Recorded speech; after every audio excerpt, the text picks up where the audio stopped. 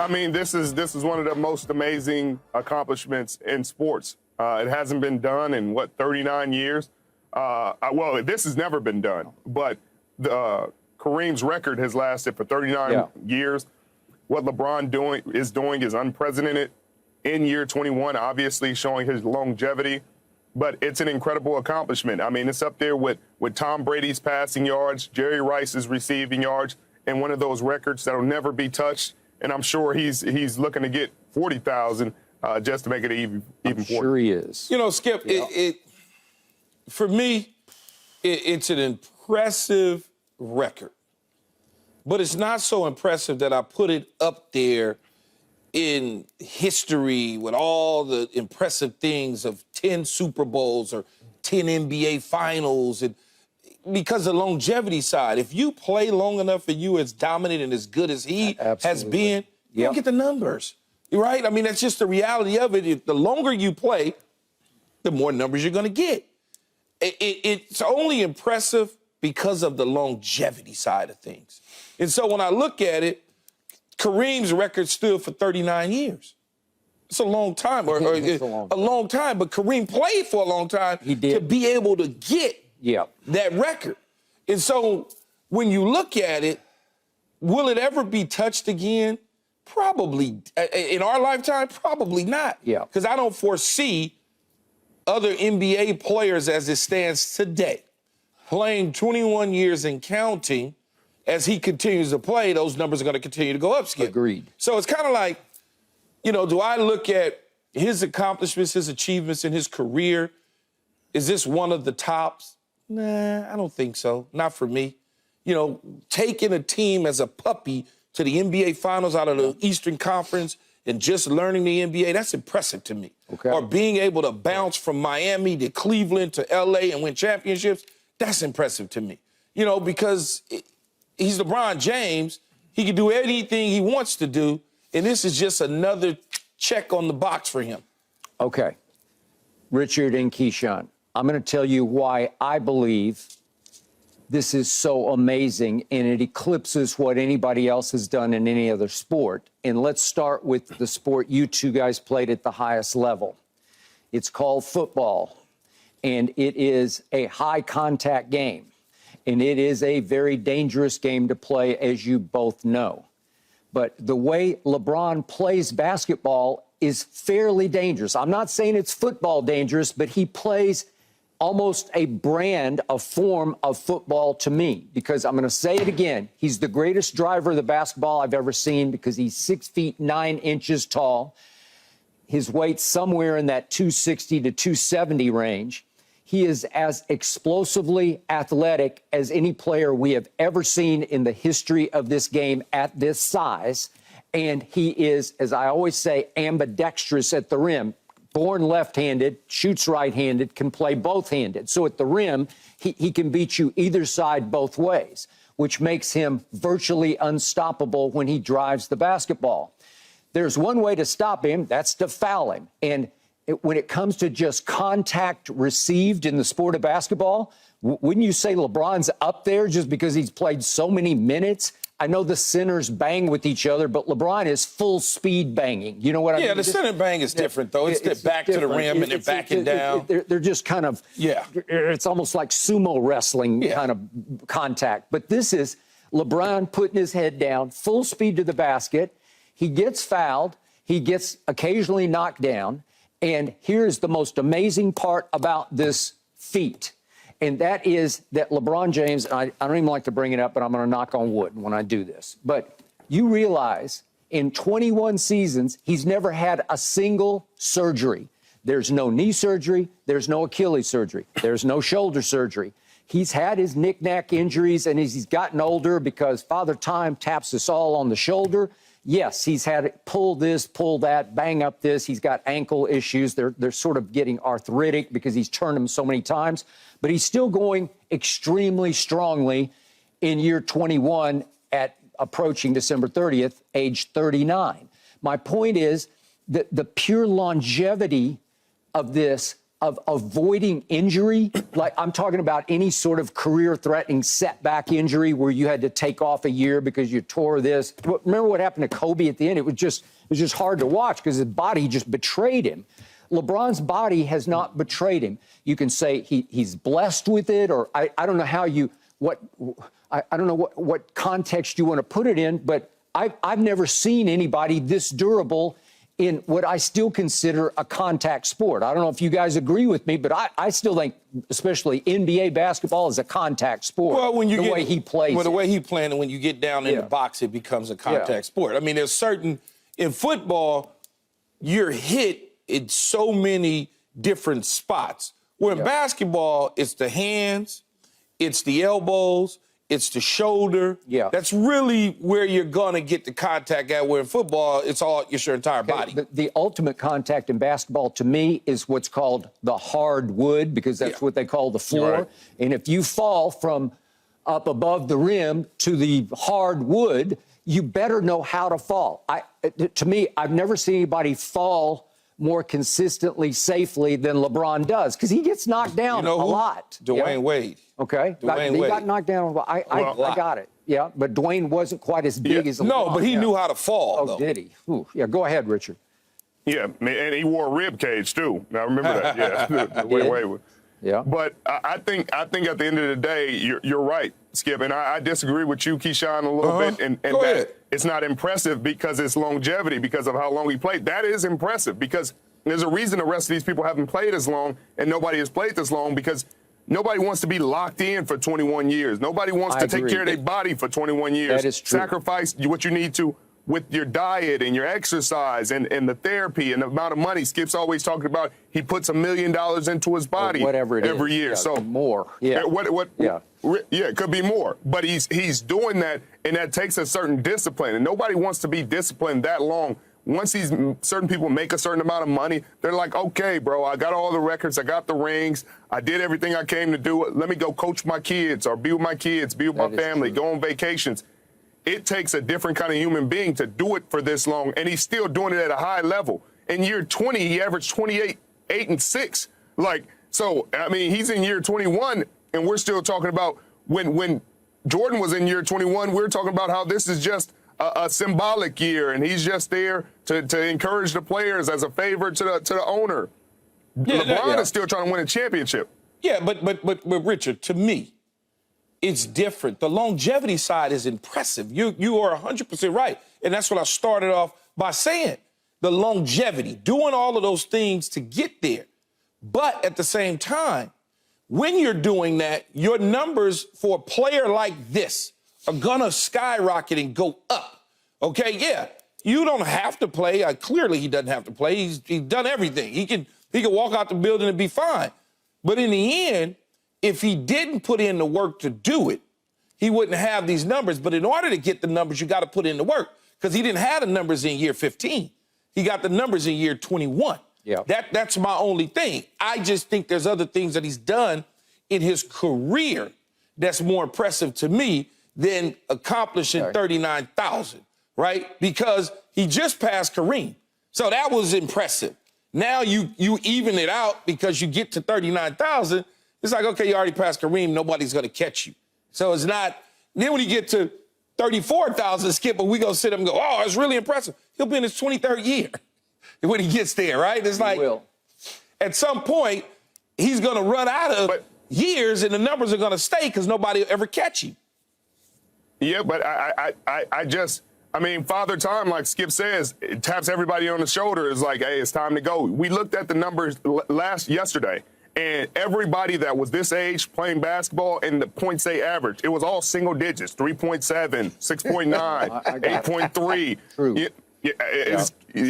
That's what it was. Father Time taps LeBron James on the shoulder and is like, hey, let me know when you ready. Because he gonna go when he ready, because he's still playing at an all-time elite level. So I don't know. I feel what you're saying, Keyshawn, because if you play for a long time, it's going to be a lot of points. But Andre Iguodala was played, 19, 20 years. Yeah, but he's not numbers don't look like LeBron's. No, Skip.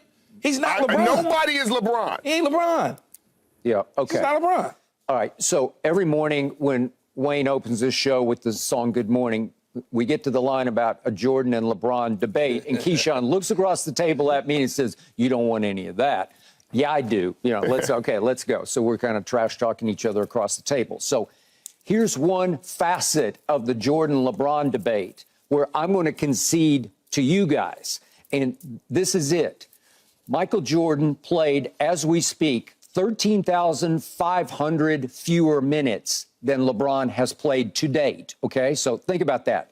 Let's do it the reverse. LeBron has played 13,500 more minutes than Michael was able to play. Why was that? It's for what the reasons Richard just detailed.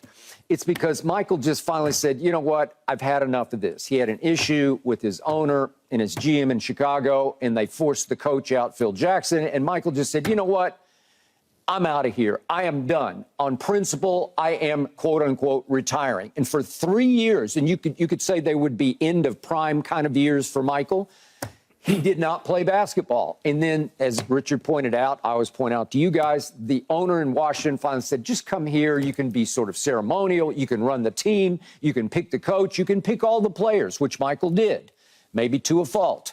And he played a couple of years, and he averaged 20 and 6, and it was a little hard on your eyes because he wasn't in nearly the shape that he was in 1998 when I was there in Chicago covering him in the last run, the last dance run with the Bulls. Okay, so the point is this. Did Michael keep himself in as great a shape in his final 2 years? Well, obviously, no. And so what was the outcome? It was this. It's that LeBron is still, the meter is still running, and it's running full speed. 13,500 more minutes than Michael played. Well, that's extraordinary. And so that's allowed LeBron to shoot it 3,737 more times than Michael was able to shoot it because LeBron's just going on and on and on at a supremely high level. So this part of the quote-unquote debate, I concede to both of you that I've never seen anything like LeBron for staying in supreme shape later. But there's no reason. I just think he was the first human to say, I can do this, because there's no law that says you can't do it. I just think a lot of guys would get to 35, 36, 37 and say, you know what? Absolutely. I'm just tired of this. I just don't want to keep. Absolutely. It's a battle. It's a fight to keep doing it and getting the drudgery of it and the pounding on your body. Even the NBA pounding, it's no fun. You guys took a worse pounding, obviously. But this NBA thing, it is grueling because they're playing, as you guys know, 82 times in the regular season, and then God knows how much in the postseason. The way I look at that, based on just what you just said now, Skip, I think there's a difference, right, with LeBron and Michael as far as that goes, the longevity thing. I didn't see Michael ever chasing anybody. Where LeBron, on the other hand, he's chasing Michael. Right? He's trying to chase Michael, surpass Kobe. I mean, he has goals set that he wants to accomplish. Where Michael, from what I understand and being around and seeing, he wasn't really chasing Magic or Bird or anybody like that. He had 3 and 3. So he's like, okay, I'm 6-0. I'm good. I don't need to play this way. Plus, he did things differently off the court. He loved his life off the court. It wasn't just, it was great about basketball. That was his focus. But as you know, covering him, he liked to, he want to hang out. He want to live his life. He don't want to just be an NBA guy. So it's a little different. Right. Okay. Now, that's 100% true. Deal with my concept about injuries. And again, I hate to even like broach the subject, but how do you explain, because you guys played with a lot of guys who worked their tails off and still got hurt. I don't know. It's almost inexplicable to me. How do you stay healthy? How do you, for LeBron, how do you take that many? You got to train, that much contact. Okay, you can train and train, but one false move, people, you do get hurt. As you will get hurt at some point in time because it just happens to people, right? It just does. But I think at the same time, when you are taking care of your body, and you get the amount of rest that you get, and you're training, you're eating right, and you're doing those sort of things, any player that stops in any sport and tries to restart at a certain age, it's not going to be the same. Think about it. LeBron's never stopped. Michael stopped. He did. If Michael kept running all the way through and never took that time off, we don't know what we would see. Magic Johnson stopped. Okay, then he tried to come back and play. It wasn't the same. Okay. I mean, that's just, You got to keep doing it and doing it and doing it and doing Then it. how do you explain that Kobe's body betrayed him in ways LeBron's never has? Well, he just popped his I don't know. Achilles, Sometimes though. it's just bad luck sometimes, and that's why I can't explain it, and that's why they'll study his body in science. They'll study LeBron James and his DNA, and they'll study it along with the rest of these freak shows that play in the NBA and the National Football League, because it's hard to explain in anything, because you could have good diet, sacrifice, sleep well, and still get hurt. You could do everything right and still get injured and pop your Achilles or blow your ACL or pop a quad or whatever it is. But so I don't know, Skip. You got to be with him almost on a daily to ask him and to study him and be like, wow. Yeah, Richard, I don't know why, but your Achilles tore. I don't know why it did. Who can explain it? Did it sort of speed the end of your career up a little bit? Maybe. I don't know. No question. Yeah. Okay. So that's just bad luck. I don't know. When I broke my ankle with the Cowboys, I broke my ankle with the Cowboys at the end of the season, it was the turf that my cleat got caught in. Otherwise, I never missed a game due to injury. I was healthy. I was fine. But I go out on MetLife, and in the first quarter, I break my ankle. But I come back in the offseason, and I'm fine the rest of my career. No injuries, no surgeries, no nothing. And then I just say, I don't want to play football anymore. I'm tired. Why? Why I didn't want to play? You're just... Much like you said about Michael, I got tired of the grind. I got tired of sitting in the meeting rooms. Richard Sherman's a rookie. Now I got to sit in the meeting rooms and listen to him go over the details for him that I've heard 50,000 times. I'm like, I just don't want to do it anymore. I want to live my life. I want to come work with Skip. I want to have a conversation with Skip across that's what my focus was. When you retire, it's one of those things where you're like, if I'm not going to give 100%, then I don't want to do it. And I wasn't going to give 100% in my 12th and 13th and 14th year. I just wasn't. I had done everything. And that's why what LeBron is doing is even more impressive, because he's still committed to the grind. He's still committed to day in, day out, the small details, the intricate details. And that's why when people are like, he's eating on the court, he's eating on the side, I don't care, because this man is putting in the hours. It's in a preseason game. This man is putting in the hours. He's encouraging his teammates. He's showing up to training camp. He's doing it year in. He has not got bored with the process. That's a different type of greatness. The same is true with Tom Brady. Tom Brady was still as in love with the process in year, 18, 19, as he was in year one. And you're sitting here watching him on the plane, still watching film of the next game, still preparing for the next opponent as soon as the game was over. And you're like, bro, how? How are you not bored with it at this point? So bored with it, Richard. I'm like, Skip, I don't get it. It's just like you work it out in the offseason. As soon as the season's over, you take 2 weeks off, and then I got right back in, and I'm like, I can't even enjoy what I've built for myself because I got to get ready for football again. Okay. So at some point, Skip, you're just like, I don't want to do it anymore. All right. So to both of your points, to conclude this, I just don't see much drop-off in LeBron right now. No. Can he sky the way he did when he was 22? No. But again, the explosion. Pretty damn close. It's pretty close. It may be there. I mean, he dunks with it's not like he's having to effort up to the rim or anything. So the point is, if his love remains as high as his ability to score the basketball, why couldn't he play 2, 3 more years? What do you think? I think the reason he's got this love is because he wants. There you go, baby. He wants to play with his son. Yeah. I don't know that he'll make it. Plural. I don't know that he'll make it to the other one. Yeah. That's got to be. Right. That'd be crazy. What is that? 5 years from now? That's a long ways. Yeah, something like that. Bronny is around the corner. Yeah. The other one is, I think it's either 4 to 5 years from now. Yeah. I think he's a freshman. I thought he was one more. No.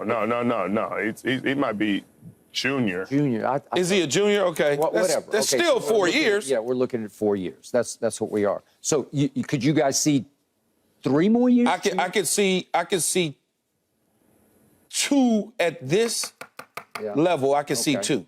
And then I start to see a little dip off.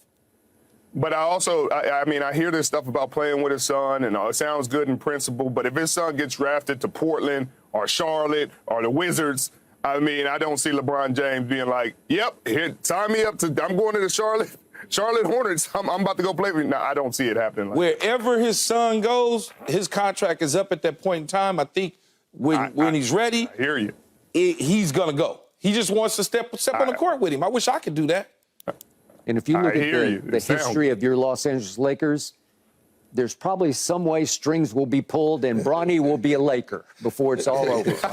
Right? That's fair. Yeah, why not? I mean, Up next, we got to talk some Aaron Rodgers because he is still saying, digging in on the fact that he's on track to play on Christmas Eve. Are you kidding?